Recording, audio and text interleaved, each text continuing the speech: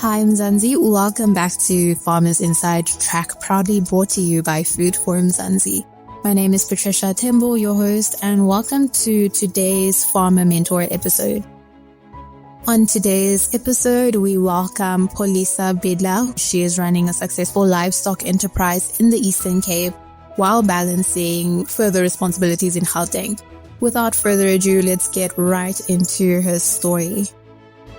Pholisa Bidla, welcome to Farmers Inside Track as our farmer mentor for this episode. I am so excited to speak to you and hear more about your journey and how you have been, tackling the industry as a woman. Welcome to Farmers Inside Track. Thank you so much, Patricia. I'm grateful for the opportunity. Really looking forward to getting into it. I know you're a livestock farmer, so already that's going to be interesting hearing your story today. Every story has a beginning, and maybe getting into yours, how did you get into agriculture? How did the farming journey actually begin for you? My farming journey started with my family. My father started it where I grew up, in my home.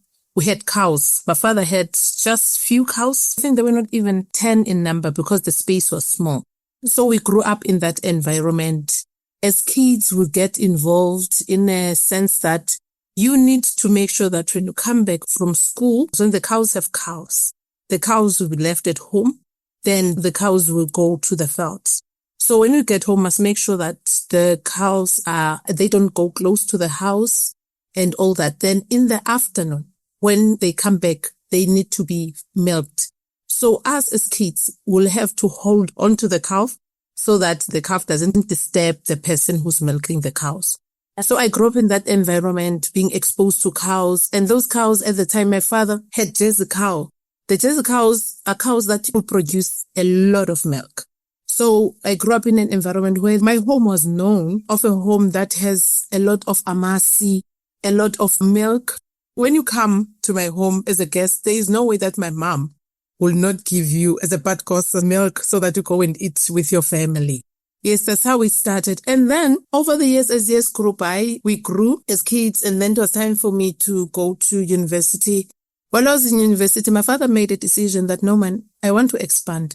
Let me buy a farm. My father bought a farm, which is in a different town from where we're staying. It's about 2.5 hours.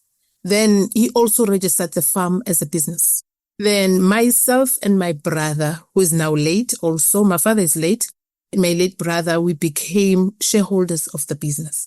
So over holidays, I would go to the farm with my dad, though I was not fully involved at the time because he's the one who was at the forefront. And my brother was at home because he was studying at home while I was in a different province. Then when my father passed on in 2017, he had already had quite a big number of cows. And also he decided to expand and get more animals because he had sheep. The Donny Merinos, of which they actually help you get both meat and wool. Then we grew up like that. And then when my dad passed on after 2017, my mom was at the forefront. We assisting her a lot with the farm, though the farm has got workers. We have workers there. We employed 2 workers to assist us. Then my mom also transitioned to glory in 2020. That's when now I had no choice but to be fully involved, though it's challenging because I stay in Gauteng. I'm actually very much involved because the running of the farm, I must make sure that I'm in the forefront of everything that happens in the farm, especially now that my big brother is no more because he also passed on this year. Sorry about that. Yes, thank you. That's how my journey started. I'm actually the 2nd generation in the farm. For our listeners, where is the farm based? Where are you based? The farm is in a town called Elliot in the Eastern Cape. And it's primarily still Jersey cows, the herd that you're farming currently? We're no longer doing Jersey cows now. We've got a lot of Nguni. Okay. Of Nguni cows. Yeah. And then we've got Bonsmaras and a few Brahmans. It's a meat production farm. I think it's amazing that you're managing a whole farm now, but obviously you had to out of necessity. But already I think, it's amazing to hear that you are taking it as it comes. And as we hear more about your story, we'll hear how you are doing that, which will probably encourage a lot of our farmers who are listening to the podcast right now as well. But let's look at the business itself. Maybe you can talk me through the business. As you said, it's for meat production. We can start there. the business, what the main core operations are, the name of the business as well. I don't think we've mentioned it yet. Talk us through that, please, Pholisa. The name of the business is Ranos 2108, of which it was chosen by my dad. And we have decided not to change it, to keep it like that. It's a registered business with the CIPC. As I've already said, I'm a shareholder in the business.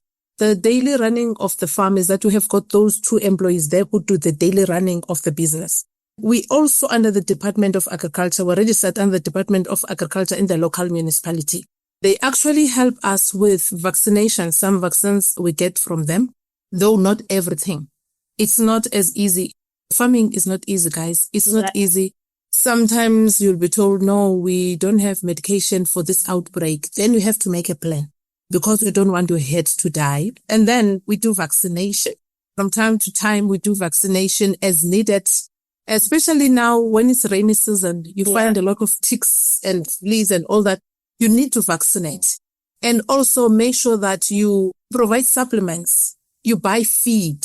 Because as much as there is grass, sometimes in winter there is no grass. So you need to buy a lot. So you need to work with other business owners who provide grass. So you must know these people so that you can be able to make arrangements with them. And for me, I'm the one who make all these arrangements. And then I'll be sending money, delivery, and all those things. And then I entrust the workers that please know that on this such and such a day, there's a person who's going to come to deliver this.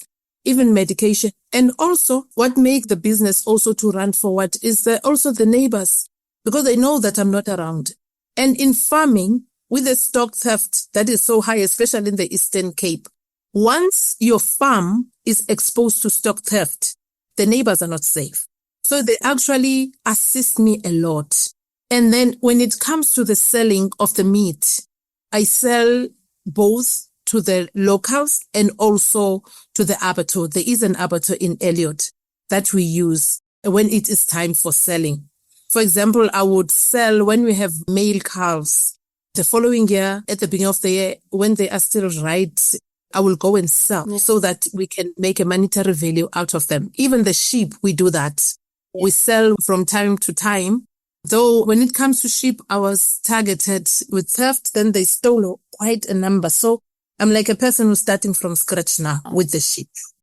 We do the holistic way of farming because in the farm, I have a dedicated vet there and check the cows and the sheep because I have my cousin brother who's involved now since I'm this side.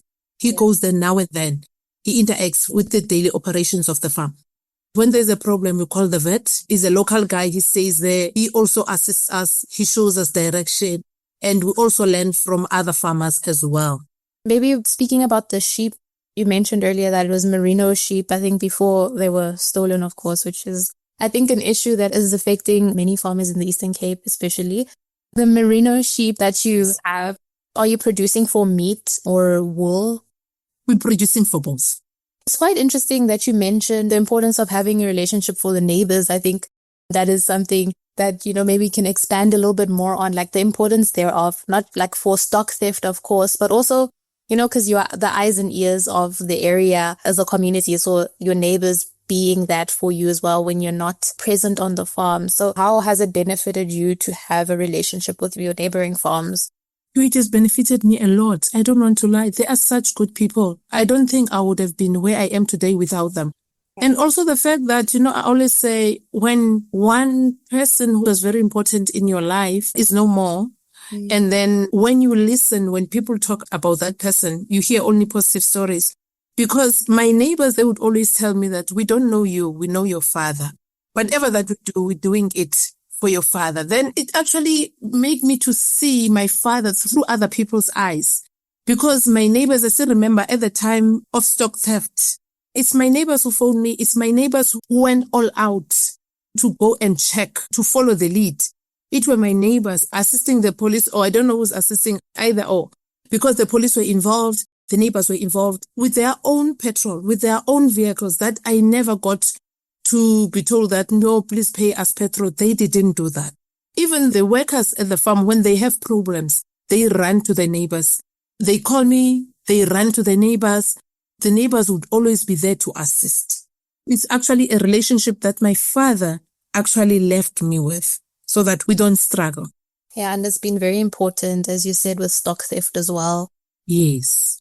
Looking at the cattle herd, are you involved with breeding as well?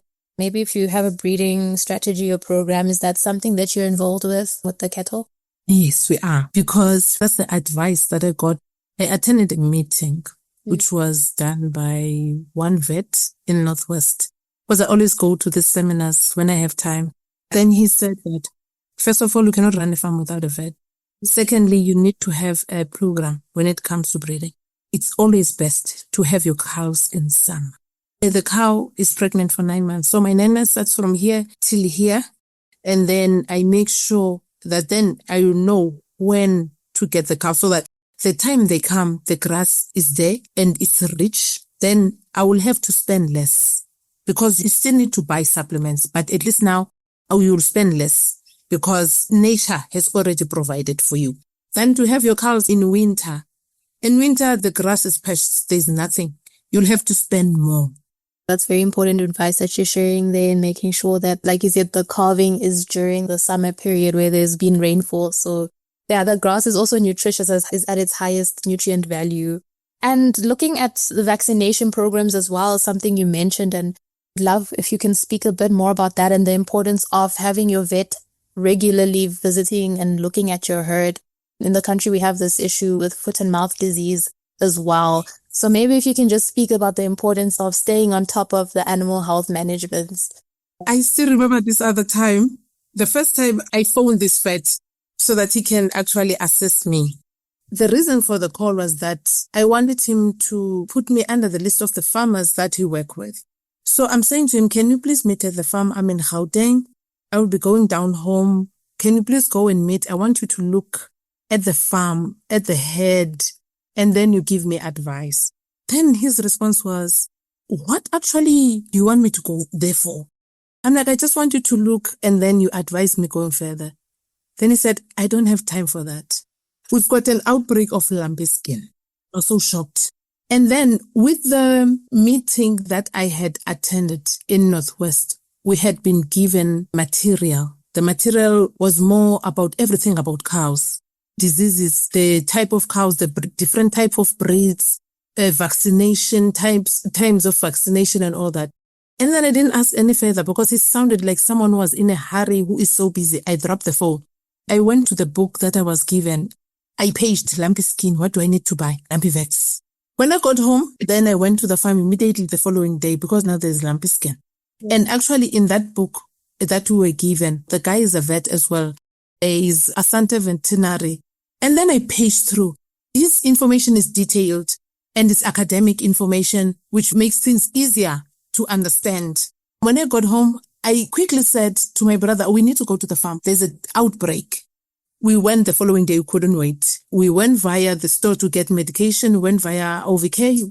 Luckily for us, we got lumpy Vex. Can you believe that when I got there, the flock had lumpy skin? We injected them, the head. That's how we got saved with lumpy Vex. And then the flock was saved. But what I can say to you is that having a vet, like what that doctor said from Asante Veterinary, when he said you cannot have a farm and not have a vet, we were working backwards.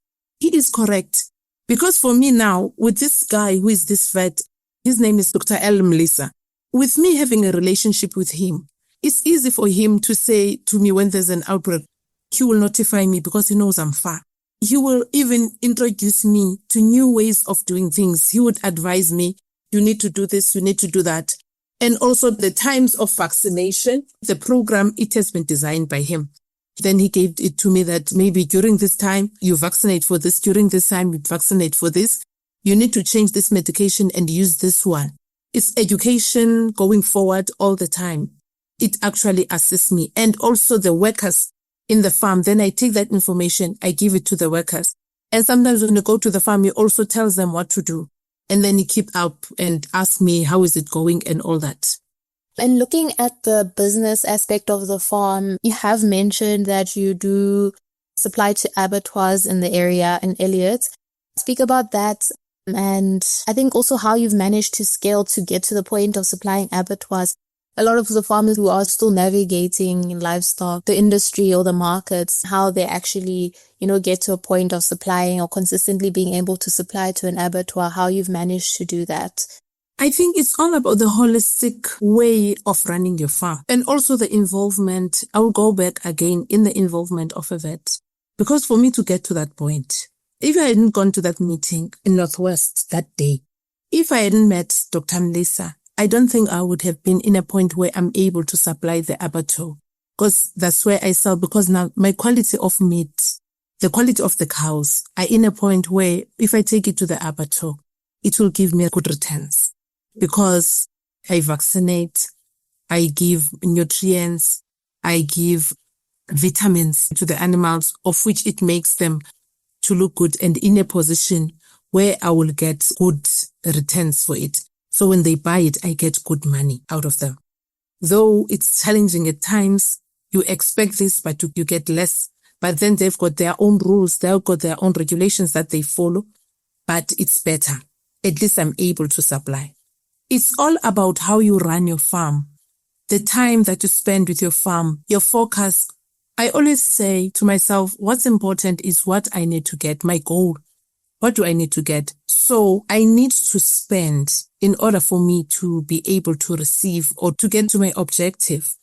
Because if I was sitting and not paying attention to the animals, sitting, not getting involved and learning every day about farming, because I always say to myself, every farmer owes me information.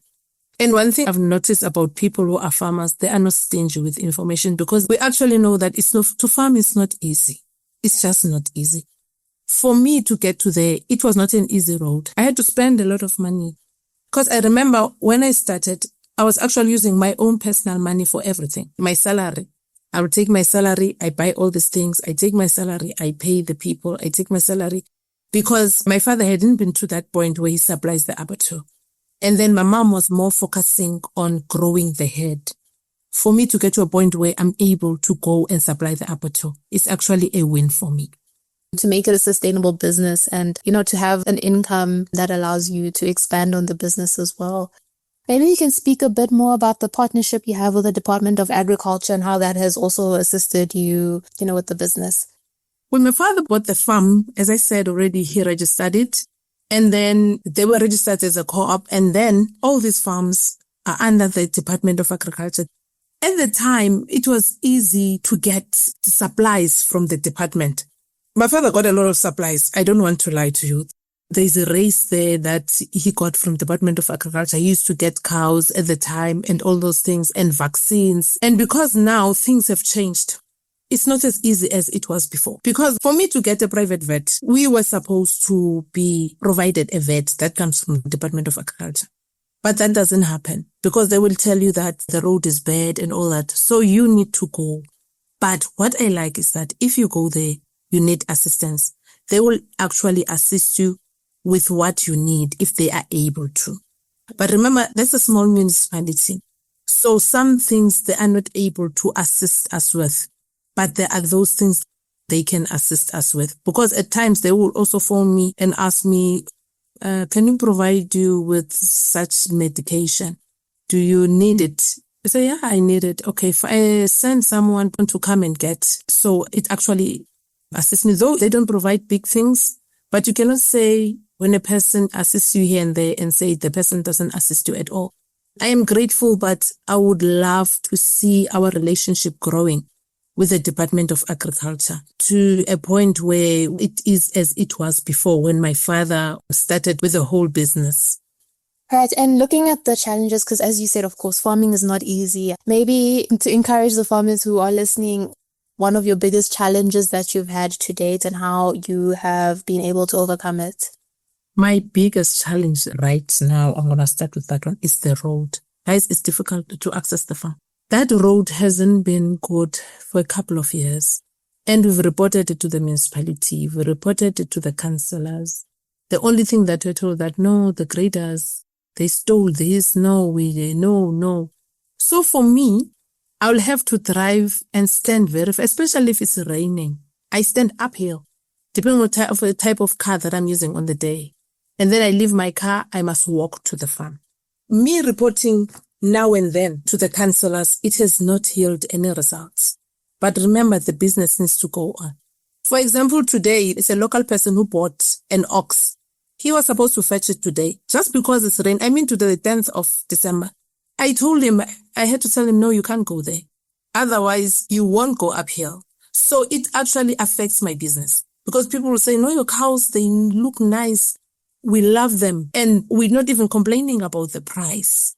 But the problem is the road. How will I get there? I'm like, if it's raining, don't even attempt to go up there. It's difficult. Then you'll have to phone the neighbours.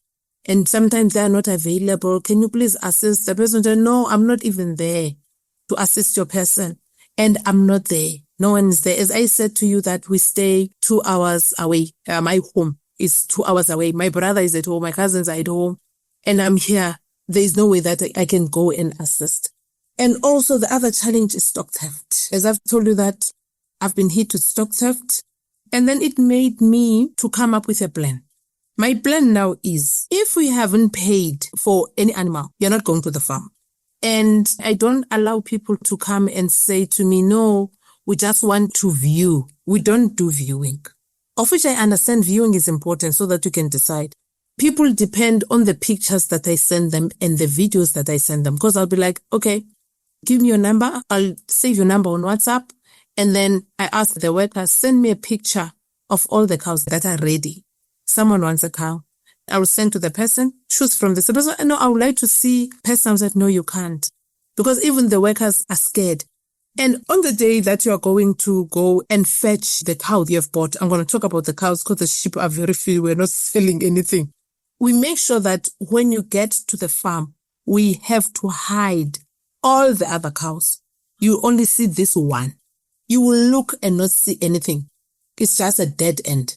We're hiding them because we don't know who you are. We don't know your connections. I just know you that you bought a cow, of which I'm open to business to anyone who wants to buy. So I don't know your connection. So I need to be very careful. So it's actually because sometimes people are like, no, I wanted to buy. I cannot buy because I haven't seen them. Then I've lost that buyer because of stock theft and because of the access to the farm. Stock theft is a very challenging, issue. So it's important that you control who is accessing the farm, to have control over who's accessing and what they are seeing even. I think that's some advice that a farmer listening can maybe pay attention to, take note of the people who are entering and exiting the farm. Yes, you need to be careful who's entering the farm. And also the thing I wanted to mention, almost forgot, is that don't allow every Tom, Dick and Jerry to come inside the farm. For me, when you're coming to load, I tell you there are 2 people you're going to find in the farm, or maybe 3 if my brother is there. So it's only the driver that must access the farm. And then a person will be like, no, I'll need to have someone to assist me on the road. I'm like, okay, it's fine. If you want to bring someone, it must be 1. But I don't allow more than 2 people to access the farm. This is the learning that I learned from the Asante, that meeting. People themselves, they can bring you diseases. So you need to be careful. You cannot have 5 people coming to say, we want to access the farm. What if they bring a disease? You don't know what the person is carrying. When you're a farmer, that stock is your capital. That stock is your bank. The same way you protect scammers from accessing your bank, you need to protect your animals from diseases. You limit access to the farm as much as possible. That's what I can say to people who are starting with animal farming. Access must be very limited. Even you don't be now and then bringing friends to the farm. I limit my friends to come to the farm. Most of my friends have never been to the farm because I don't want them there. Because a human being is a human being at the end of the day. Don't trust every Tom, Dick and Jerry sometimes. You don't know who is who. With stock theft, you don't know who will ever arrange what. Limit access as much as possible. You have to be very strict. Maybe we can look at the principles now that guide you as a livestock farmer or a cattle farmer. I'm sure your father has taught you some things that you've continued to apply to just yourself, your mindset as a farmer, but also to the business itself. What are some of those things that you would like to share? I used to watch him going to the farm every second day, as much as far as the farm is. My father would go to the farm every second day. So that for me, it taught me that involvement is very important. Don't rely on other people for things that belongs to you, because the farm is yours. And also networking. My father used to network. I earlier told you that people will tell me that we don't know you, Pholisa, but we know your father. We're actually doing this for your father. So my father was very big on networking and also assisting where he can. So whatever that you know, share it with others. That's what I learned from my father. Share it with others so that they can also be able to open up to you, because there's no man who is an island. So that they can be able also to assist you where needs be. Because there are a lot of things that my father had at the time of his death that were already in the farm. The farm was registered. The farm had a lot of things. So we just took over. Those things, if my father was not networking, my father was not open to talking to people, attending meetings, I don't think those things could have happened. Because even when I go to the Department of Agriculture, they know my dad. I will just mention my surname and then they will say, oh, we know your father. So my father taught me that you don't live alone. You live with the people. And secondly, you need to be hands-on. If you want things done, you do them. You're the first person who needs to do them. And you also need to understand the daily running of the farm. Don't rely on people. Understand what's happening in the farm and have a good relationship with your workers. My father had a good relationship with his workers. Even post his death, post my mother's death, we still have the same people that my father hired. But then with time, they decided by themselves that they are leaving. While after I took over, but they were hired by my dad. I think there's always a fresh start every day. But then I knew what to look for when I'm looking for employee for a farm. I knew what actually a person needs to have. What are the interests of the person? What must be the focus of the person in order for me to employ the person? Those are the things that I learned from my father. And then for myself, also, the patience and perseverance. Guys, you need to be patient. Also, my father was very patient. My father had to leave his job for this farm to happen. He retired. He stopped working at 50. He said, no, I'm stopping working because I want to focus on this. In farming, guys, there is no get rich quick. You must work, and you must work very hard. It's hard work. I don't want to lie. And there are a lot of challenges. As you asked me earlier, the challenges and how do you overcome them? You always need to have a plan. My dad was a person who always said to all of us, oh, what's your problem? Okay, what's your plan about your problem? I don't have, oh, you don't have a plan with your problem. You need to have a plan on how you're going to resolve your problem. Other people will meet you halfway. So there is no get rich quick. You need to attend. You must learn from the experts. That's the other thing. I always try to learn from the experts. I attend workshops. I try to stay updated with industry trends. I try to do that. I read about farming, even on my socials. On Instagram, I have a page for the farm where I post. And then I follow people who are in agriculture so that I can read also. So while I'm in my own space, I'm able to follow and read what's happening in South Africa about farming, animal farming, and also around the world in general. And also on Facebook, I follow, though I don't have a page for the farm on Facebook, but in my own personal Facebook, I follow farming pages, Department of Agriculture, Food from Mzansi. I follow both my social platforms, which is Instagram and Facebook, and all the others, because I want to learn from other people's stories. I learn how people do things. That's when I also get to know when there is a meeting, a farmers meeting, where is it happening when? Then I will get it from there. You shared a lot of insights and wisdom that I think our farmers listening will take away. As you've been learning, you're also now teaching, hopefully, for the farmers who are paying attention to what you've shared now. And of course, your father has left a legacy. Your brother has also left a legacy in terms of the farming business itself with you. So what do you hope to leave with the business and your impact in the agriculture sector as a whole? The legacy that I would like to leave there is to transfer knowledge. I would love to be informative. Whoever wants to know, how do I do things? Because I don't think other people will listen to my story. They'll be like, no, she's lying. You cannot be working in Mpumalanga, staying in Gauteng and farming in the Eastern, in the Eastern Cape. Other people very interested. Okay, tell us, how does that happen? I would love to share with them that This is how I do it. And also to get your point, you are in Gauteng, you're saying you even take your supplies to the abattoir, but you are staying in Gauteng, farming in Gauteng. I would love to share with people that, let me share this message with you. This is what I do. And also the other thing is mentorship. I wouldn't mind mentoring someone who would love to learn from me, the little knowledge that I have, and assist them where I can. I don't mind doing that. And also I would like to see the farm growing. One day my body won't be able to carry me through, but I would love to see it grow. Whoever's going to take over from me must make sure that this farm grows and grows and grows from generation to generation, because that was basically my father's idea when he decided to go to venture into animal farming. That farming must grow. And also it must generate income. You can't just grow. Please make sure that you generate income.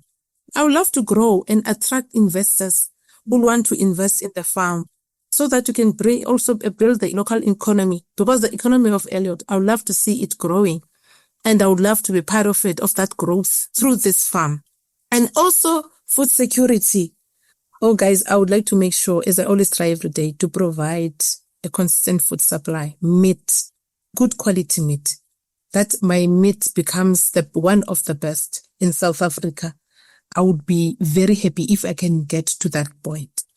I love that you mentioned that you're also open to being a mentor to up and coming farmers. So maybe to close off, for those who are listening, who are just starting out, especially in livestock, what advice you would offer to them as they're growing their business? Maybe something you wish you had known when you first taken over or started being involved in the business itself. Yeah, what advice would you leave for a new entrant livestock farmer? When I started, I actually didn't know what to do, basically, because I was also scared. And then there were a lot of people who were advising me, do this. I still remember there's a friend who said to me, why don't you open a wedding venue in that farm? And I'm like, for me, can I please master the animal business first that my father started before I can do anything else? Can I please first understand through and through everything that has got to do with cows, everything that has got to do with the farm itself, everything got to do with sheep, anything else, I will think about it later. As much as I would like the farm to grow and make a lot of money and be one of the top farmers in South Africa that is even recognized in the world, but the most important thing is that you take baby steps. There is one advice that I got from my friend's mother, who said to me, when he heard that I'm full-time taking over, she said to me, Pholisa, please do this, my child.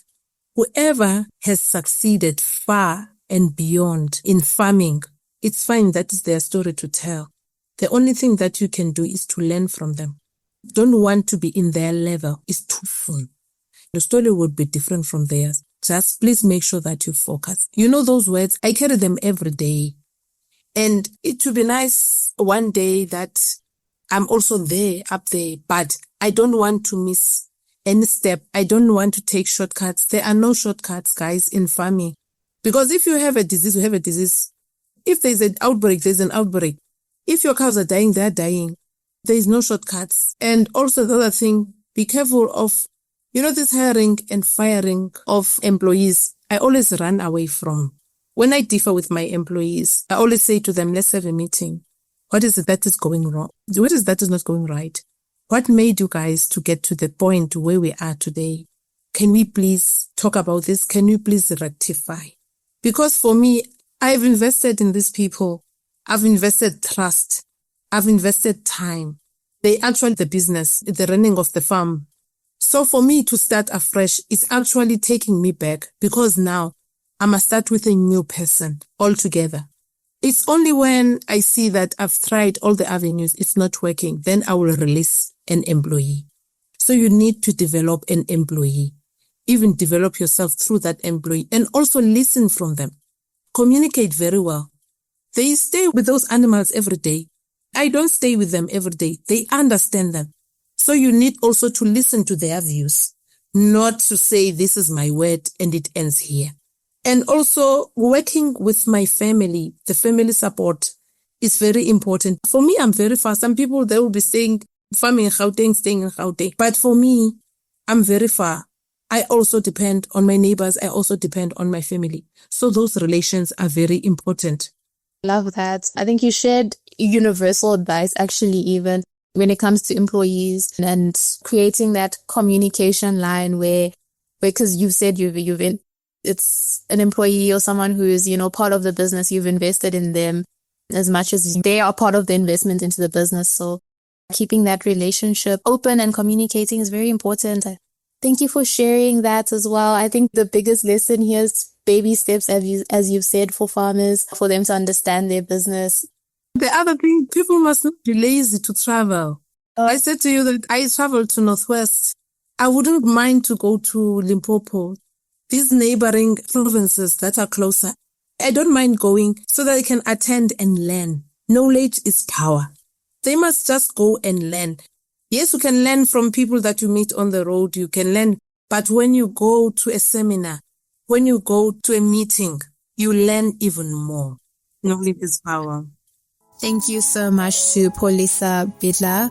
For more information, or if you'd like to read about Pholisa's story, you can visit www.foodformzansi.co.za. And that brings us to the end of this episode. Remember to subscribe to our podcast on your favorite platform. That is all from myself, Patricia Tembo, our technical producer, Megan van der Vent, and the rest of #Team Food Forum Zanzi. Thank you for listening and keep growing with us.